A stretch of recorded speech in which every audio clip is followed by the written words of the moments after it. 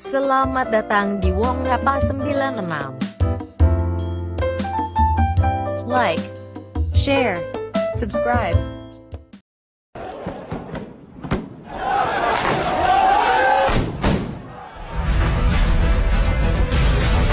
Al-Aqsa kembali bergolak. Kota suci ketiga umat Islam setelah Mekah dan Madinah ini sepanjang pekan lalu diliputi ketegangan dan bentrokan antara pasukan Israel dan kaum muslim Palestina.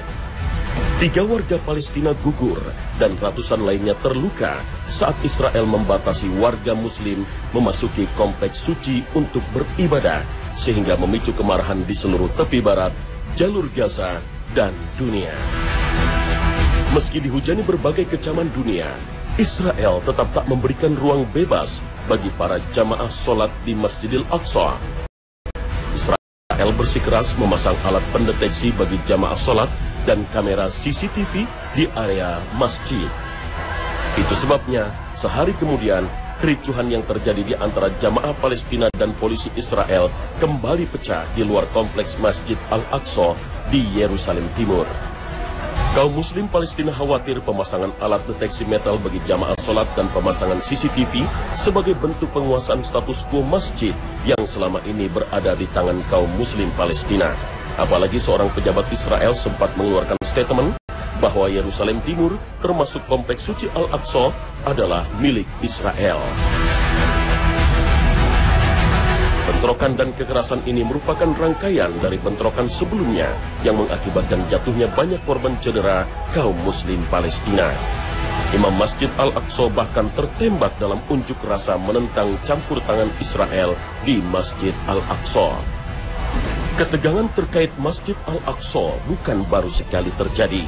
Kompleks suci itu sering dilanda berbagai bentrok antara warga Palestina dengan pasukan keamanan Israel. Pada 2014, Masjid Al-Aqsa ditutup untuk pertama kalinya sejak 1967.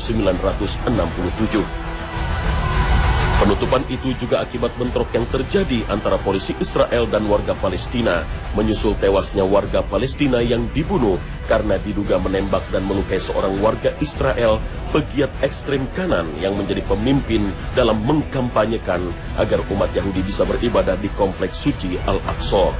Karena kaum Yahudi menganggap kompleks suci Al-Aqsa sebagai situs suci mereka karena merupakan tempat ibadah Nabi Sulaiman alaihi salam.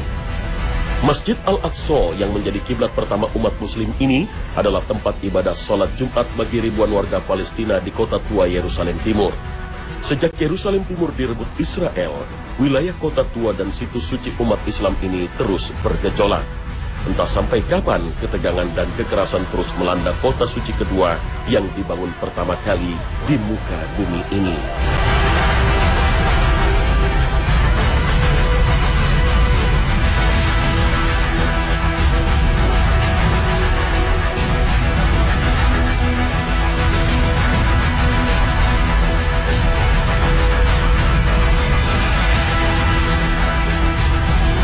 Assalamualaikum warahmatullahi wabarakatuh.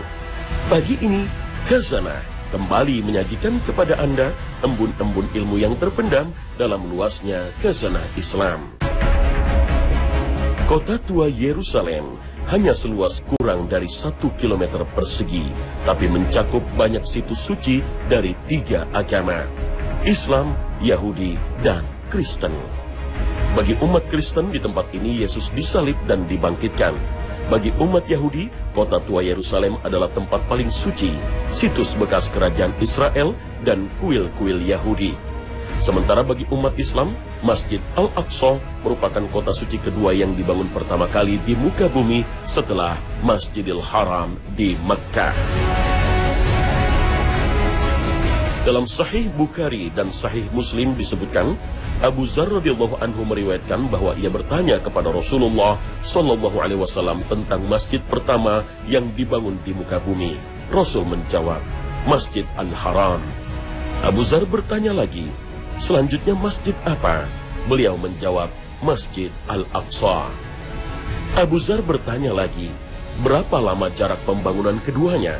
Rasulullah sallallahu alaihi wasallam berkata, 40 tahun. Lalu Allah menjadikan bumi ini bagi kalian sebagai masjid. Oleh karena itu, kapanpun waktu sholat, lakukanlah sholat di atasnya, karena dia memiliki keutamaan. Bahkan selama 16 atau 17 bulan, Rasulullah SAW dan kaum muslim melakukan ibadah sholat menghadap kompleks suci Al-Aqsa ini, sebelum akhirnya datang perintah Allah untuk menghadap kiblat ke Baitullah di Makkah. Sungguh kami sering melihat mukamu menengadah ke langit, maka sungguh kami akan memalingkan kamu ke kiblat yang kamu sukai. Palingkanlah mukamu ke arah Masjidil Haram, dan di mana saja kamu berada, palingkanlah mukamu ke arahnya. Dan sesungguhnya orang-orang Yahudi dan Nasrani yang diberi Alkitab, Taurat dan Injil memang mengetahui bahwa berpaling ke Masjidil Haram itu adalah benar dari Tuhannya, dan Allah sekali-kali tidak lengah dari apa yang mereka kerjakan. Al-Quran Surah Al-Baqarah ayat 144. Lalu mengapa saat itu Nabi SAW sholat menghadap Al-Aqsa? Dalam beberapa sumber disebutkan, ketika Allah memerintahkan perintah sholat dan menghadap ke Masjidil Aqsa, hal itu dimaksudkan agar menghadap ke tempat yang suci, bebas dari berbagai macam berhala dan sesembahan. Karena saat itu kondisi Masjid Al-Haram Makkah belum berupa bangunan masjid. Kala itu masih dipenuhi berhala-berhala yang jumlahnya mencapai 309 buah yang menjadi sesembahan. Bila Rasulullah SAW saat itu melaksanakan sholat dengan menghadap ke Masjid Al-Haram, maka hal itu akan menjadi kebanggaan bagi kaum kafir Quraisy bahwa Rasulullah SAW seolah mengakui berhala-berhala mereka sebagai Tuhan. Inilah salah satu hikmah diperintahkannya sholat dengan menghadap ke Baitul Maqdis atau Masjid Al-Aqsa. Selain keutamaan ini, Masjid Al-Aqsa merupakan tempat tujuan Isra Nabi Muhammad SAW dan menjadi titik tolak perjalanan Mi'raj ke langit ketujuh untuk menerima perintah sholat 5 waktu. Nilai spiritual Masjid Al-Aqsa semakin kuat di hati kaum muslim karena menjadi kota suci ketiga setelah Makkah dan Madinah, dan sholat di Masjid Al-Aqsa memiliki keistimewaan yang luar biasa. Allah akan mengampuni dosa orang yang sholat di dalamnya, sebagaimana disabdakan Nabi SAW. Sesungguhnya Sulaiman bin Daud SAW tatkala ingin memugar masjid Baitul Maqdis, maka ia meminta kepada Allah Azza wa Jalla tentang 3 hal. Dia meminta kepada Allah Azza wa Jalla hukum, keputusan yang mencocoki hukumnya, lalu ia pun diberi. Dia meminta kepada Allah Azza wa Jalla suatu kekuasaan yang tak pantas bagi seseorang setelah Sulaiman, lalu ia pun diberi. Dia meminta kepada Allah Azza wa Jalla setelah usai memugar Masjidil Aqsa agar tak ada seorang pun yang datang, sedang tak ada yang mendorongnya untuk datang selain sholat di dalamnya, agar orang itu dikeluarkan dari kesalahan dosanya seperti hari ia dilahirkan oleh ibunya. Hadis riwayat An-Nasa'i dan Ibnu Majah.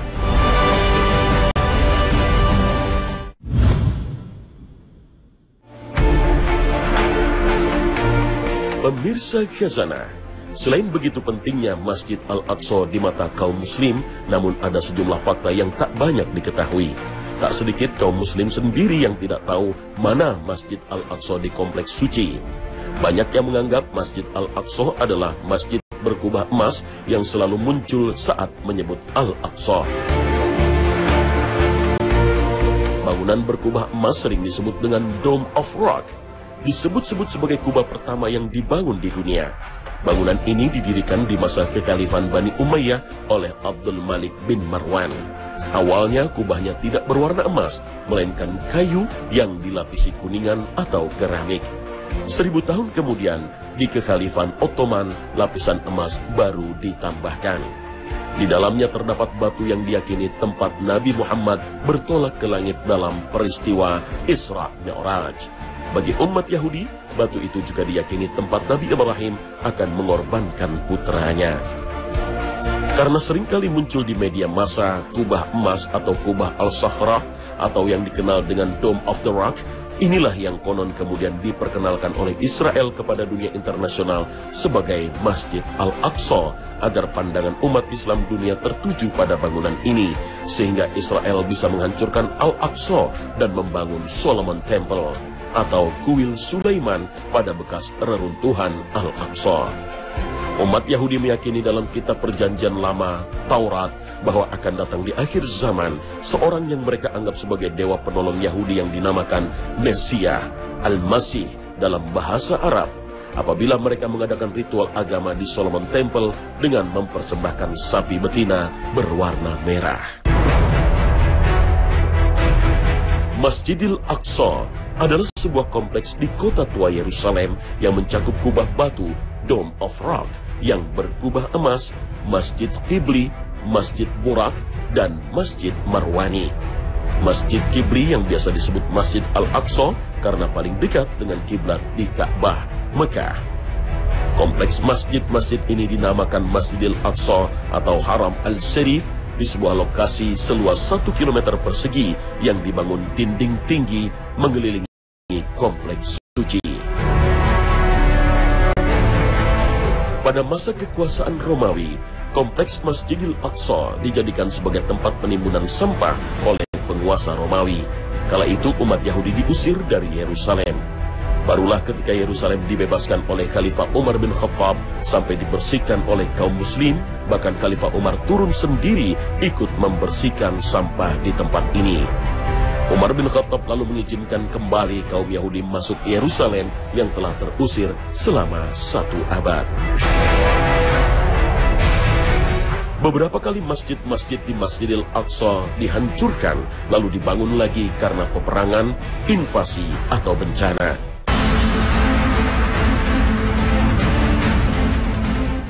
Pada pendudukan Israel tahun 1967, kerusakan terjadi akibat kekerasan Zionis. Tahun 1969, warga Australia, Dennis Michael Rohan, membakar mimbar Al-Aqsa.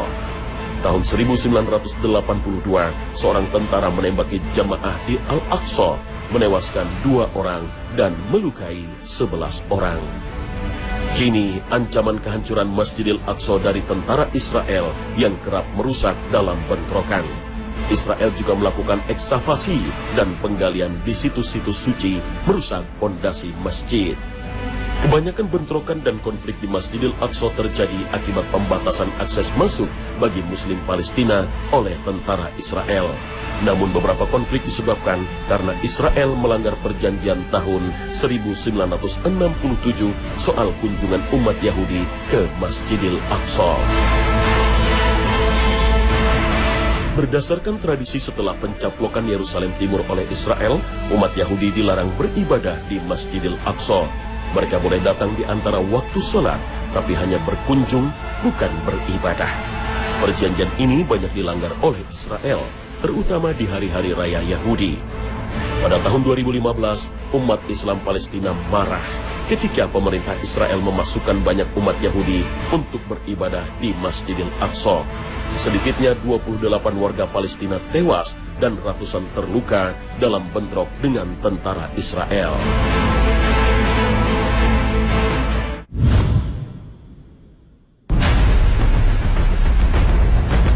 Pemirsa Khazanah, orang Yahudi sepanjang sejarah Islam selalu berada di bawah perlindungan negeri-negeri Islam. Komunitas Yahudi selalu dimusuhi oleh semua bangsa dan negara sepanjang sejarah. Di Jerman, masa Hitler orang-orang Yahudi diburu.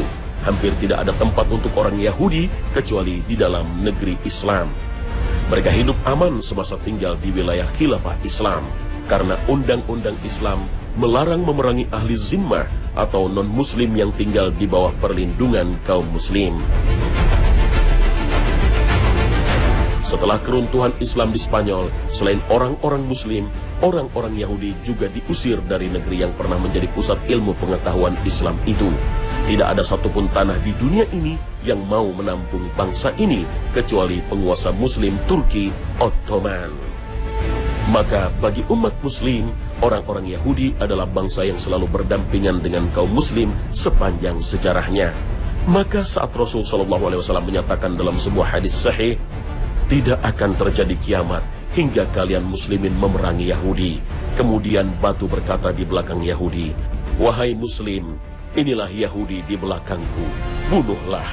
Hadis riwayat Bukhari dan Muslim. Dan dalam Sahih Muslim disebutkan, tidak akan terjadi hari kiamat sehingga muslimin memerangi Yahudi. Orang-orang Islam membunuh Yahudi sampai Yahudi bersembunyi di balik batu dan pohon. Namun batu atau pohon berkata, wahai muslim, wahai hamba Allah, inilah Yahudi di belakangku, kemarilah dan bunuh saja. Kecuali pohon Gharqad yang tidak demikian, karena termasuk pohon Yahudi.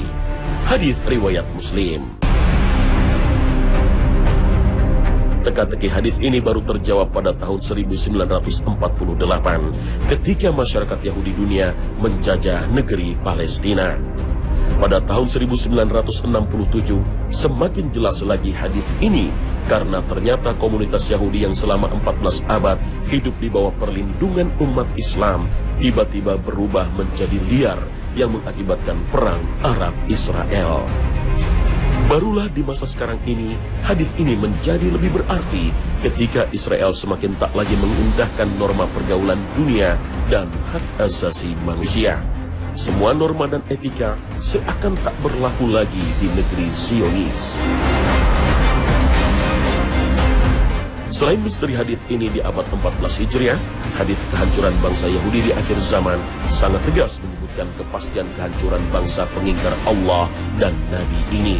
Bahkan pohon dan batu pun akan ikut membantu umat Islam dalam menumpas mereka. Karena itu, hadis ini sekaligus menjadi penghibur derita dan pelipur lara serta harapan buat umat Islam yang sempat merasakan kebengisan Yahudi secara lebih nyata. Bahwasannya bangsa Yahudi pasti akan dikalahkan. Fakta menarik lainnya adalah kawasan Al-Aqsa merupakan kawasan yang disebut-sebut Nabi SAW sebagai negeri mahsyar, tempat dikumpulkannya manusia di akhir zaman. Benarkah demikian? Jangan kemana-mana, Khazanah akan kembali sesaat lagi. Pemirsa Khazanah, sebuah informasi penting disampaikan Nabi SAW pada umatnya, bahwa pada akhir zaman manusia digiring ke Syam, tempat berkumpulnya manusia. Imam Ahmad meriwayatkan bahwa Nabi SAW bersabda, di tempat inilah kalian akan dikumpulkan, di tempat inilah kalian akan dikumpulkan, di tempat inilah kalian akan dikumpulkan, sebanyak 3 kali, dengan berkendaraan, berjalan, dan dengan diseret di atas wajah-wajah kalian. Ibnu Abi Bakir berkata, lalu beliau memberikan isyarat ke arah Syam, kemudian berkata, kesinilah kalian akan dikumpulkan. Hadis riwayat Ahmad. Dalam riwayat lain diisyaratkan akan waktu kapan manusia dikumpulkan, apakah di akhirat atau di dunia. Berdasarkan keterangan Ibnu Umar radhiyallahu an saat menjelaskan akan munculnya api yang akan menggiring manusia ke negeri Syam, Ibnu Umar bertanya kepada Nabi SAW, wahai Rasulullah, apa yang engkau perintahkan kepada kami? Beliau menjawab, hendaklah kalian berkumpul di Syam. Hadis riwayat Ahmad dan Tirmizi. Dari hadis ini bisa kita pahami bahwa waktu manusia dikumpulkan di negeri Syam adalah waktu masih di dunia, bukan mahsyar di akhirat. Artinya, di akhir zaman manusia akan dikumpulkan di negeri Syam. Negeri Syam saat ini dikenal dengan Suriah, Yordania, Lebanon, dan yang paling penting adalah Palestina. Negeri Palestina inilah yang terpenting karena di dalamnya ada Masjidil Aqsa, kota suci yang diberkahi Allah, negeri tujuan Isra Nabi SAW, dan tempat keberangkatan untuk Mi'raj ke langit ketujuh untuk menerima perintah sholat 5 waktu. Inilah negeri yang menjadi tujuan Nabi Ibrahim untuk berhijrah. Dan ke negeri ini pula Nabi kita Muhammad SAW memerintahkan kita untuk hijrah. Sebagaimana disebutkan dalam riwayat Ahmad dan Abu Daud bahwa Nabi SAW bersabda, akan ada hijrah setelah hijrah. Manusia pergi menuju tempat hijrah Nabi Ibrahim alaihissalam. Tidak tersisa di muka bumi kecuali orang-orang yang jelek. Bumi-bumi tempat mereka berpijak akan melemparkan mereka. Demikian pula zat Allah membenci mereka. Api akan mengumpulkan mereka bersama kera dan babi. Api akan selalu bersama mereka ketika mereka bermalam atau ketika mereka beristirahat, dan api itu akan memakan orang yang tertinggal. Hadis riwayat Ahmad dan Abu Daud. Ibnu Hajar menjelaskan, diungkapkan dalam tafsir Ibnu Uyainiyah dari Ibnu Abbas, barang siapa meragukan bahwa mahsyar itu di sini, yakni Syam, maka bacalah permulaan surat Al-Hasyr. Rasulullah SAW ketika itu bersabda kepada mereka, keluarlah kalian. Mereka bertanya, kemana? Beliau menjawab, ke bumi tempat berkumpul. Inilah Al-Aqsa, masjid suci yang diberkahi Allah Subhanahu wa Ta'ala dan menjadi tempat berkumpulnya umat manusia di akhir zaman nanti. Maka wajar jika Masjidil Aqsa selalu melekat di hati kaum muslim di dunia. Nah pemirsa, sampai di sini akhir perjumpaan kita pagi ini. Semoga Allah senantiasa memberikan hidayah dan taufiknya kepada kita.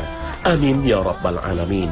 Akhir kata, wassalamualaikum warahmatullahi wabarakatuh.